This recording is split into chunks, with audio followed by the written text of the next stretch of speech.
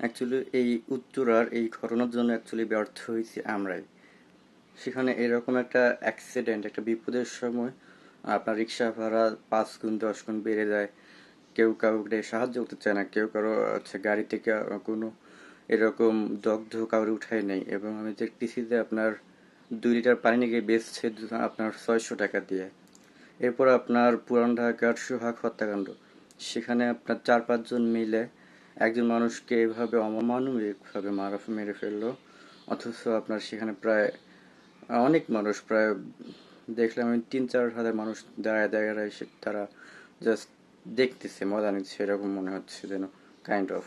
এরপর আপনার ইন্ডিয়ার যে মুসলিম নিধন হচ্ছে, এরপর আপনার প্যালেস্টাইন, সব জায়গায় এই সব কিছুর দায়ভার আমাদেরই।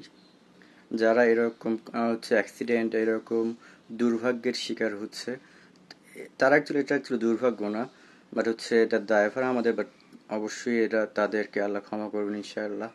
বিকজ অফ আমরা তো জানি এরকম দগ্ধ বা এরকম ক্রাইসিসের মৃত্যুতে আল্লাহ তালা তাদের শহীদ হিসেবে গণনা করে।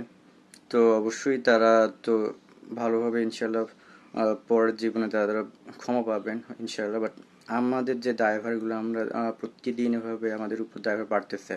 আমাদের চারপাশে যে আপনার যত অমানবিক এবং জুলুম নির্যাতন, আমরা তো সবাই চুপচাপ থাকি, কোনো কথাবার্তা বলি না। এজন্য এই সব কিছুর দায়ভার আমাদের উপরই থাকবে। আমি একটা জিনিস আমি মাথায় আসতো যে আমি অনেক হাদিসে শুনছি যে, এবং কোরআন শরীফেও আছে যে পুরা জাতিকে আল্লাহ তাআলা নিঃশেষ করে দিয়েছেন।